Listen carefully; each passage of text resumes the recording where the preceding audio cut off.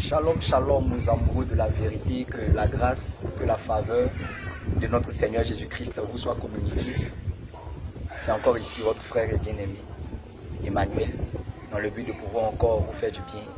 Nous aimerions par la grâce de notre Seigneur Jésus-Christ donner un petit coup de conjugaison aux antéchrists, à ceux-là qui nient farouchement la divinité de notre Seigneur Jésus-Christ. En l'occurrence, il y en a plusieurs, des témoins de Jéhovah, et même des musulmans, des apologètes musulmans et tout ça. Nous aimerions quand même leur donner une petite leçon de grammaire qu'ils n'ont pas vu dans les Écritures. Apocalypse chapitre 22, verset 3 jusqu'au verset 4. Les Écritures nous disent ici que le trône de Dieu et de l'agneau, le trône de Dieu et de l'agneau sera dans la ville. Bon, je crois que pour ceux-là qui sont allés à l'école, normalement, lorsqu'on dit le trône de Dieu et de l'agneau, s'il s'agit de deux personnes différentes, on dira alors seront dans la ville. Mais l'Écriture dit que le trône de Dieu et de l'agneau sera dans la ville. Et l'Écriture continue pour dire que ses serviteurs le serviront.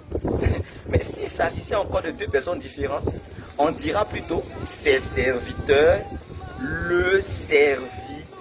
Mais plutôt ses serviteurs les serviront. Mais on dit ses serviteurs le serviront.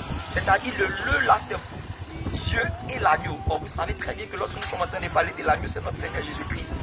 C'est Jean-Baptiste qui voit Jésus dit voici l'agneau de Dieu qui ôte le péché du monde. Mais on dit ses serviteurs le serviront. Et il ne s'arrête même pas là. Les Écritures encore vont aller plus loin pour pouvoir dire ceci que verront sa face. Donc ils vont plus loin. Cette Écriture va plus loin pour dire et verront sa face. Une seule face pour Dieu et l'agneau. Ah, nous bénissons le Seigneur pour les Écritures. Une face pour Dieu et l'agneau. Quelle est la face que Dieu et l'agneau partagent ensemble là? Nous aimerions qu'ils nous disent ça. Mais même au verset 4, on dit son nom sera écrit sur leur front. C'est-à-dire, le nom de Dieu et l'agneau seront écrits sur le front de ses serviteurs. Nous aimerions poser la question, quel est le nom que Dieu et l'agneau partagent ensemble pour que ce nom-là soit écrit sur le front de ses serviteurs? Nous déposons cette question-là aux gens qui aiment bien se jouer les connaisseurs, qui aiment bien se jouer les débatteurs, qui aiment bien se jouer, en réalité se jouent les ignorants.